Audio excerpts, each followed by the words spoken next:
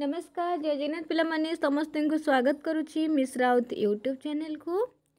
तो +3 second semester जो पिला माने दो माने हेला ए वर्ष ठीक अच्छे ए वर्ष जहाँ सेकेंड सेमिस्टर है जो मैंने फर्स्ट सेमिस्टर देके आसी तो सेमानकर मु ऑलरेडी क्लास स्टार्ट कर सारे। बहुत सारा पिलामानकर कमेंट रोचे कि मैम क्लास करंतु निहाती भाव में मुझे तुम क्लास करुच्ची ठीक अच्छे। प्रतिदिन नहेले भी दिने छाड़ी दिने निहाती मुझे तुम क्लास करी। तो तुमकर जो प्राक सारला अच्छी यूनिट 1 रे यूनिट 2 रे तुमकर कौन अच्छी ना सारलांक उपर अच्छी से सारलांक उपर तुमकर कौन पड़ो क्वेश्चन ना सारलांकर जो सामाजिक कथा पचारि पारे ठीक अच्छे साहित्यिक पचारि पारे जोटा कि मुझे तुमकर ऑलरेडी आलोचना कर सारी।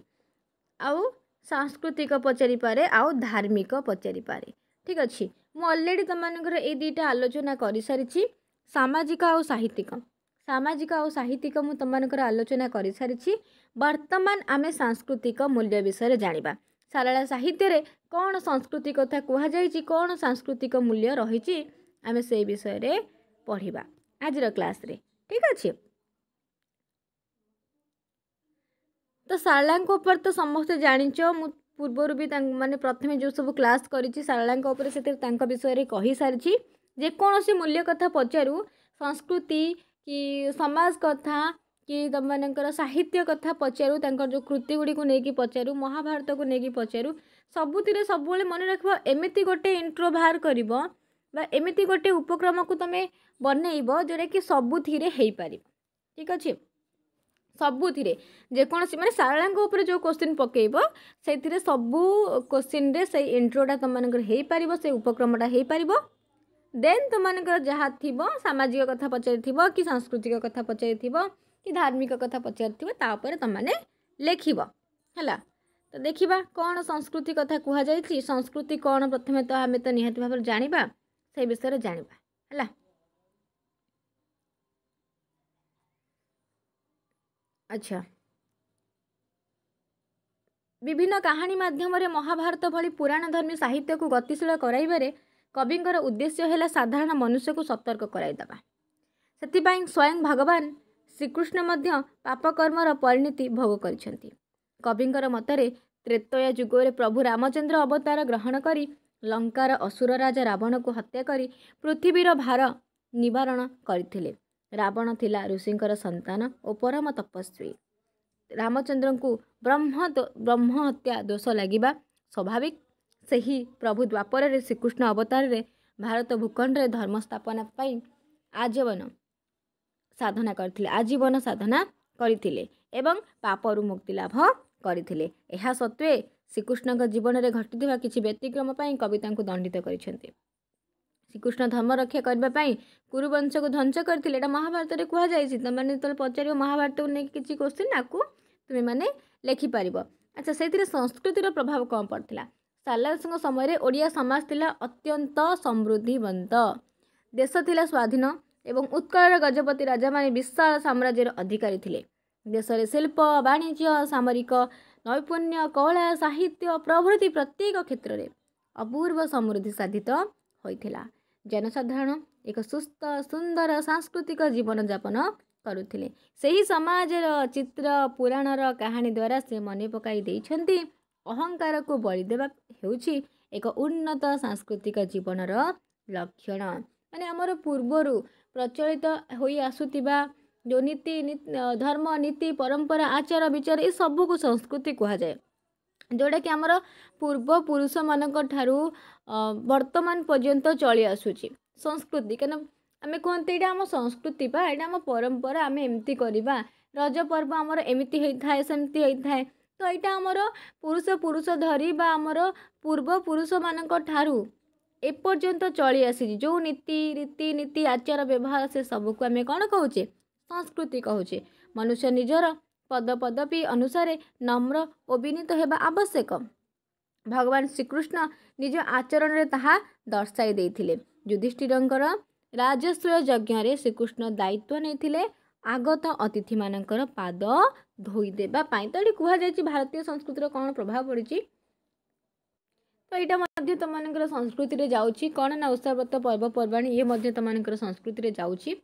ठीक अच्छे ओषा व्रत पर्वपर्वाणी जो रही तो ये कौन रही तुमको इम्पोर्टाट पॉइंट कारण ए तो बहुत सारा तुम्हें मैंने ई ज्ञानागार ये जो पीडीएफटा ई ज्ञानागार पाइज किंतु बहुत सारा जिनस रही से जिनसर इम्पोर्टाट कौटा यहाँ तुमको जानवर अच्छे ठीक अच्छे कौटा इम्पोर्टाट कौ पॉइंट आमको लिखार अच्छी क्या आम तो पीडीएफ समस्ते पाई जाती कि अब तो याडू साडू पूरा गोले मिसेक लिखा ना ताको किसी गोटे सिस्टमेटिक वे रे लाइन बाय लाइन करके इम्पोर्टाट पॉइंट बाछिकी आमको लिखार अच्छी ओडिशार लोकाचार को दृष्टि रखी कहुई एठारे 12 मासर 13 व्रत पालन करा जोटा कि आम संस्कृति कथा आम कहे ये आरंभ होती आपको भल भाव मन रखी लिखा क्या पॉइंट पॉइंट देखला ओडिशार लोकाचार को आम दृष्टि रखा ताहले आम कहूचे निहाती आमर तो 12टा मास अच्छी कि 13 व्रत आम पालन करुचे घरे घरे केते निष्ठार सह लोक मैंने उपवास व्रत पालन करिथांती अत्यंत पवित्र वातावरण मध्य यह संपन्न करा जायथाय।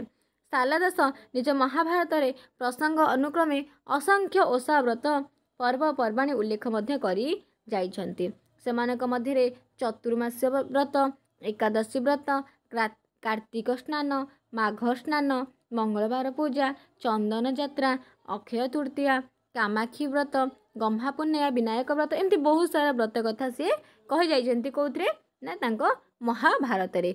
एही विवरणी मध्य कवि सारला दास ओडिशार सामाजिक जीवनर चलनी विश्वास संपर्क रे चमत्कार आलोकपात करिछंती ज्योतिषंकर परामर्श ग्रहण करी प्रत्येक कार्य रे शुभ मुहूर्त निरूपण करा जाए। महाभारतर बहु स्थल रे ज्योतिष विद्या चर्चा करा जाइछि जन्म मृत्यु व्रत यात्रा प्रभृति प्रत्येक विषय वर्णना कला बेले कविंकर लग्न काल निरूपण करिछंती विभिन्न यात्रा विवाह व्रत प्रभृतिर अवतारणा पूर्व ज्योतिष शास्त्र अनुଯାयी समय निर्दिष्ट करा जाइछि जेपरी जारा सबरर विद्या अनुकूल करने पूर्व एक शुभ मुहूर्त को निर्दिष्ट करी कार्य आरंभ करिछि एमती बहुत प्रकार रही कारण आम संस्कृति कथा ये कहवा आम जहाँ भी सब ओषा व्रत रही आसी आम तो यहाँ एवं पालन करने ना ये ओषा व्रत आम पूर्वर रही आसी पूर्वर से ओषा व्रत पालन कराऊँ आम वर्तमान समय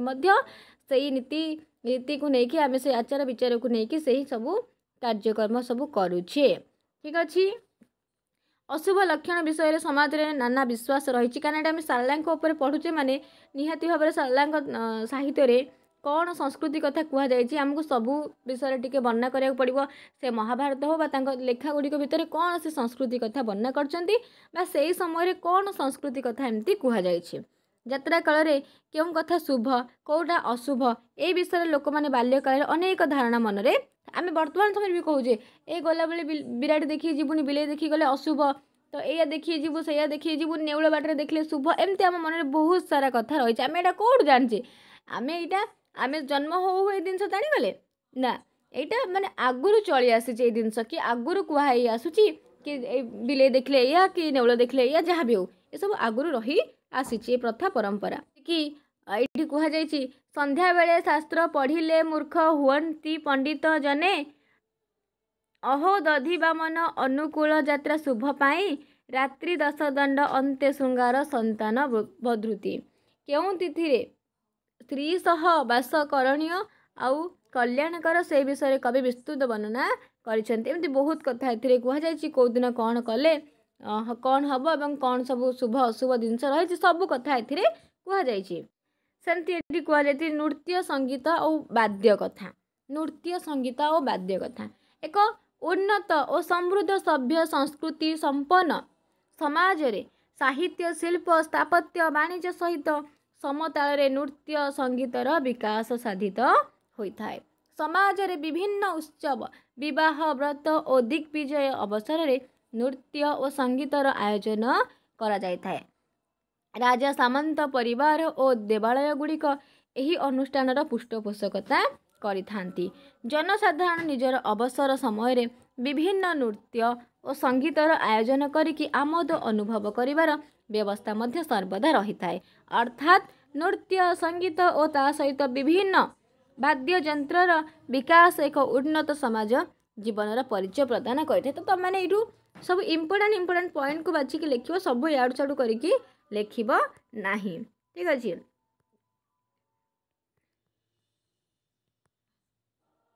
तो ये सारला समय केमिति संस्कृत साहित्यर विकास द्वारा होता से विषय टी जाना।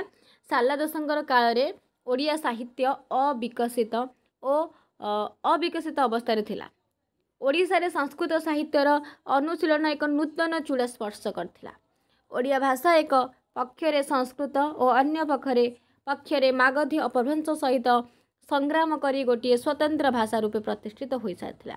आशा करा जाए सारला दास संस्कृत काव्य नाटक ठारू आरंभ करी अन्यान्य पुराण अन्यान्य शास्त्र सह परिचित होइथिले। कारण ओडिशा माटी रे जदि संस्कृत साहित्यर विकास धारा प्रवाहित होई नथांता तेबे सारला दास हुए तो संस्कृत ग्रंथरु एते उपादान संग्रह करि पारि नथांते। कहीं आमे जदि गोटे भाषा विषय टिके भी आमे ता विषय न जानथिबा टिके भी धारणा न जानथिबा आमे से विषय केमिति कहि परिबा किछि भी कहि परिबानी। तो सेही समय रे मध्य थिला ठीक अछि काना सारला दास नहले संस्कृत रु केमिति अनुवाद न करि परिथांती किंतु अनुसरण करि तो लिखिचंती तामान तो से निहाती संस्कृत विषय जानचंती। जदि सी संस्कृत विषय जानचंती तो सेही समय तो संस्कृत निहाती भाबरे विकसित होईची कि नाही निहाती थिला से समय है सेपरि भाव में समस्त कथा टिके टिके कह जाइए कि तुम मानकर गीत गोविंदर रचयिता जयदेव ओडिशार हेले हे समग्र भारतीय साहित्य से प्रतिष्ठा लाभ करथिले। गीत गोविंद ओडिशा तथा भारतर समस्त संस्कृत विशारद मानकु आकृष्ट करथिला किंतु ये ओडिशार किंतु सी एमती संस्कृत माने जो लेखा लेखिले से संस्कृत विशारद मानकु तांका लेखा आकृष्ट करि पारथिला। ठीक अच्छी से समय 1500-1600 शताब्दी बेलू ओडिशा लोकप्रिय होइथिले। सेमती सारला दास गीता गोविंदरु बहु विषय ग्रहण करचंती। भट्टनारायणकर बेणी संहार नाटकर रचयिता भट्टनारायण बेणी संहार नाटकर रचयिता से शैलभव वंशर राज माधवंक समसामयिक बेणी संहार नाटक द्वारा सारला दास बहु भाव में प्रभावित होते। तो एमती कहुई कौन संस्कृतिर प्रभाव से समय पड़ी कौ मैंने नहीं लिखिं सारला दास से तांको लेखारू बा से संस्कृति केमिति कौन प्रभावित होइचंती से कथा कह जाइए। तो ये केवल सारला दास कथा कह जाइए से समय भी जो राजा माने थिले कि जो साहित्यिक माने थिले सेमानकर लेखा मध्य कहुई कौन से माने संस्कृत लेखा गुड़िक लिखिं से विषय भी कह जाइए। जमती कि ये इंपोर्टाट सब कही जहाँ देख ये तो बहुत सारा जिन अच्छे कि तुमको इंपोर्टाट जिनसा कहूँ। सुप्रसिद्ध साहित्य दर्पणर प्रणेता प्रतिष्ठाता किए विश्वनाथ कविराज थिले चतुर्थ भानुदेवंकर समसामयिक। से साहित्य दर्पण व्यतीत बहु संस्कृत नाटक मैंने साहित्य दर्पण व्यतीत आहरी संस्कृत नाटक बहुत लिखिं कौ समय से समय ठीक अच्छे से समय जमती कि चंद्रकला पार्वती परिणय नाटिका बहु काव्य यथा राघव विलास नरसिंह विजय रचना करी संस्कृत साहित्य को से रुद्धिमंत करिसेंती कि विश्वनाथ कविराज। तांकर पिता चंद्रशेखर पुष्पमाला नाटिका रचना कर प्रमाण मिले। ठीक से भाव में राजा कपिलेन्द्र देवंकर कौन थिला परशुराम विजय नाटक जोटा को कि संस्कृत में परशुराम वियोग बोली कह जाउछि। ठीक अच्छे तो यू आम कौन जानले पिला माने ना पंचदश शताब्दी सारला समय से पर्यंत उत्कल राजा मान द्वारा संस्कृत भाषा और साहित्य प्रोत्साहित होउथिला। माने से समय भी संस्कृतर प्रभाव पड़ीथिला। संस्कृत भाषा थिला नथिला एमाने कोठु लिखि थांते एते सब कवि जो लिखिचंती संस्कृत नाटक हो काव्य हो जहाँ भी सब लिखिचंती से माने केमिति लिखि थांते यदि से समय संस्कृत न थांता। एही प्रकार राजनैतिक और सांस्कृतिक परिस्थिति मध्य ओडिया साहित्यर विकास आशा करा जाई न पारे किंतु एसबु सत्वे अंतशैल फल्गु परी ओडिया साहित्यर धारा को सामिल करबा पई सारला दास उद्यम करथिले। तेणु से बहु संस्कृत काव्य नाटक स्मृति ज्योतिष तंत्र योगशास्त्र मानकर नाना उपादान आहरण करी तांकर महाभारत रे संयोजना करथिले। आहुरी मध्य कपिलेन्द्र देवंकर राजशक्ति ओडिया भाषा और साहित्य को संस्कृत प्राधान्य मुक्त करी तार एक अनुकूल परिस्थिति मध्य से सृष्टि करथिले। भूय विकास अनुकूल परिस्थिति मध्य से सृष्टि करथिले किए सारला दास। तो ये भाव में संस्कृत को लेकिन जहाँ भी सब रही तुम इंपोर्टाट पॉइंट बाहर करके निजे नोट बनवा को पड़ो भावनी यहाँ को खाली टिपिज एमती कले कि भी हम ना। देख ये जमी गोटे पॉइंट कही सारला दास समय ओडिया रामायण नाला से समय माने ओडिया कथा ओडिया किसी नाला आम कहूँ सब संस्कृत देखा मिलता जहाँफल कि से समय सारला दास समय लोक मैंने पुत्र ଲାଭ କରିବା ଆଶାରେ କ'ଣ କରନ୍ତି ସଂସ୍କୃତ ରାମାୟଣକୁ ଆଦ୍ୟରୁ ଆରମ୍ଭରୁ ପ୍ରାନ୍ତ ଯାଏଁ ବା ଶେଷ ଯାଏଁ ଶୁଣୁଥିଲେ। ତ ଦେଖ ଓଡ଼ିଆ ରାମାୟଣ ସେଇ ସମୟରେ ନଥିଲା ସାରଳା ଦାସଙ୍କ ସମୟରେ। ସଂସ୍କୃତ ରାମାୟଣକୁ ସମସ୍ତେ ଆରମ୍ଭରୁ ଶେଷ ପର୍ଯ୍ୟନ୍ତ ଶୁଣୁଥିଲେ। ବ୍ରାହ୍ମଣମାନେ ସଂସ୍କୃତ ରାମାୟଣ ମହାଭାରତ ପୁରାଣମାନ ପଢ଼ି ଜନସାଧାରଣଙ୍କୁ ତାର ଅର୍ଥ ବୁଝାଉଥିଲେ। ସେଇ ସମୟରେ ଯେଉଁ ବ୍ରାହ୍ମଣମାନେ ଥିଲେ ସେମାନେ ହିଁ ସେଇ ସମୟରେ ଇମ୍ପୋର୍ଟାଣ୍ଟ ଥିଲେ ନା, ଗୁରୁତ୍ୱପୂର୍ଣ୍ଣ ବେଶୀ ଥିଲେ, ତାଙ୍କୁ ହିଁ ବେଶୀ ପ୍ରାଧାନ୍ୟ ଦିଆଯାଉଥିଲା। ତ ସେମାନେ କ'ଣ କରୁଥିଲେ ସେଇ ସମୟରେ ବେଶୀ ସଂସ୍କୃତ ସାହିତ୍ୟ ଦେଖିବାକୁ ମିଳୁଥିଲା। ଯଦି ସେଇ ସମୟରେ ବେଶୀ ସଂସ୍କୃତ ସାହିତ୍ୟ ଦେଖିବାକୁ ମିଳୁଥିଲା ତ ସେମାନେ ସେ ବ୍ରାହ୍ମଣମାନେ କ'ଣ କରୁଥିଲେ ନା ସେଇ ସଂସ୍କୃତରେ ରାମାୟଣ ହେଉ ମହାଭାରତ ହେଉ ବା ଯେକୌଣସି ପୁରାଣ ହେଉ ସେସବୁକୁ ପଢ଼ିକି ତାର ଅର୍ଥକୁ ସେମାନେ ସେ ଅର୍ଥ ବୁଝିପାରୁଥିଲେ। ତ ତାର ଅର୍ଥକୁ ଲୋକମାନଙ୍କୁ ବୁଝାଉଥିଲେ। କିନ୍ତୁ ସେଇ ସମୟରେ ସେଇବେଠାରୁ ସାରଳା ଦାସ କ'ଣ ଲେଖିଲେ? ସାରଳା ଦାସ ଲେଖିଲେ ଓଡ଼ିଆରେ ମହାଭାରତ ଯାହାପରେ କି ପଞ୍ଚ ସଖାରେ ଆମେ ଦେଖିଲେ ଯାହା ବି ସବୁ ସଂସ୍କୃତରେ ଲେଖା ଥିଲା ଏମାନେ ସବୁ ତାକୁ ଓଡ଼ିଆରେ ଲେଖିଲେ, ଯେଉଁଟାକି ଆମ ଲୋକମାନେ ଜନସାଧାରଣ ମାନେ ସେମାନେ ଯେଉଁମାନେ ସଂସ୍କୃତ ବୁଝିପାରୁନାହାନ୍ତି ସେମାନେ ଆରାମସେ ଓଡ଼ିଆ ବୁଝିପାରିବେ। ତାକୁ ଆଉ କେହି ତାର ଅର୍ଥକୁ କେହି ଆଉ ବୁଝେଇବେ ନାହିଁ। ଯେମିତି ସଂସ୍କୃତର ଲେଖାଗୁଡ଼ିକୁ ବ୍ରାହ୍ମଣମାନେ ବୁଝାଉଥିଲେ ସେମିତି ଆଉ ଦରକାର ପଡ଼ିବ ନାହିଁ। କାହିଁକିନା ଏଇଟା ତ ଓଡ଼ିଆରେ ଲେଖାଗଲା, ସାଧାରଣ ଲୋକଙ୍କର ଭାଷା, ସେମାନେ ଆରାମସେ ବୁଝିପାରିବେ। ବୁଝିଲେ ତ? ତ এইଭଳି ଭାବରେ ତୁମମାନେ ସବୁ ଇମ୍ପୋର୍ଟାଣ୍ଟ ପଏଣ୍ଟ ଗୁଡ଼ିକୁ ବାଛିକି ତାକୁ ନୋଟ୍ କରିବ। ପ୍ରଥମେ ଜିନିଷଟା ବୁଝେ, ନୋଟ୍ କରିବାକୁ ତ ସମୟ ଅଛି। ଆଉ ତୁମମାନଙ୍କର ମୋ ପାଖରେ ଯାହା ବି ଆର ନୋଟ୍ ରହିଛି ମୁଁ ସେସବୁ ନୋଟ୍ ତୁମମାନଙ୍କୁ ନିହାତି ଭାବରେ ଲଙ୍ଗ୍ କ୍ୱେଶ୍ଚିନ୍ ତୁମମାନଙ୍କର ଗୋଟେ ନୋଟ୍କୁ ନେଇକି ଭିଡ଼ିଓ ବନେଇଦେବି, ତୁମମାନେ ସେଥିରୁ ପାଇଯିବ। ଠିକ୍ ଅଛି, ଯାହା ବି ଯେଉଁ ବିଷୟର ଥିବ ସେଇ ବିଷୟରେ ମୁଁ ତୁମମାନଙ୍କୁ ନିହାତି ଭିଡ଼ିଓ କରିକି ପ୍ରୋଭାଇଡ଼ କରିବି। କିନ୍ତୁ ତୁମମାନେ ବର୍ତ୍ତମାନ ସମୟରେ ଜିନିଷଟାକୁ ବୁଝିବା ଦରକାର। ଠିକ୍ ଅଛି, କ'ଣ ସାରଳା ଦାସଙ୍କ ସମୟରେ ସଂସ୍କୃତ କଥା କୁହାଯାଇଛି, ସଂସ୍କୃତି କଥା କୁହାଯାଇଛି, କ'ଣ ସାରଳା ଦାସଙ୍କ କଥା ସମୟରେ ସାମାଜିକ କଥା କୁହାଯାଇଛି, ସେ ସମୟରେ ସାମାଜିକ କେମିତି ଥିଲା, କ'ଣ ତାଙ୍କ ସାହିତ୍ୟିକ ଯେଉଁ କୃତି ଗୁଡ଼ିକ ରହିଛି ତା ବିଷୟରେ କୁହାଯାଇଛି, ଏସବୁ ତୁମମାନଙ୍କୁ ବର୍ତ୍ତମାନ ବୁଝିବାର ଅଛି। ଜିନିଷଟା ପ୍ରଥମେ ବୁଝ, ତାପରେ ନୋଟ୍ ତ ପାଇଯିବ ସମସ୍ତେ ନିହାତି, କେଉଁଠୁ ନା କେଉଁଠୁ ପାଇଯିବ। ଯଦି ମୋ ପାଖରୁ ନ ପାଇଲେ ଆଉ କେଉଁଠୁ ପାଇଯିବ, କିନ୍ତୁ ପାଇଯିବ। ବର୍ତ୍ତମାନ ଆମ କାମ ହେଉଛି ଆମେ ଜିନିଷଟାକୁ ବୁଝିବା। ଠିକ୍ ଅଛି, ଯେଉଁ ସାରଳାଙ୍କର ସାମାଜିକ ସାହିତ୍ୟିକ ଆଉ ଆଜି ମୁଁ ଯେଉଁ କହିଲି ସାଂସ୍କୃତିକ, ଏ ତିନିଟା ଜିନିଷ ମୁଁ ତୁମମାନଙ୍କର ସାରିଲି ପିଲାମାନେ ହେଲା। ତିନିଟା ଜିନିଷ ସାରିଲି। ୟୁନିଟ୍ 2ର ଯେଉଁ ଅଛି ସାରଳା ଦାସଙ୍କ କଥା ସେଥିରେ ତିନିଟା ତୁମମାନଙ୍କର ସରିଗଲା। ନେକ୍ସଟ ଆଉ ଗୋଟେ ଅଛି, ସେଇଟା ସରିଗଲା ପରେ ଆମେ ୟୁନିଟ୍ 3କୁ ଯିବା। ଠିକ୍ ଅଛି, ପ୍ରଥମେ ଜିନିଷ ବୁଝିବା ତାପରେ ଯାଇକି ନୋଟ୍ ଓରିଏଣ୍ଟେଡ଼ ଆମେ ହେବା।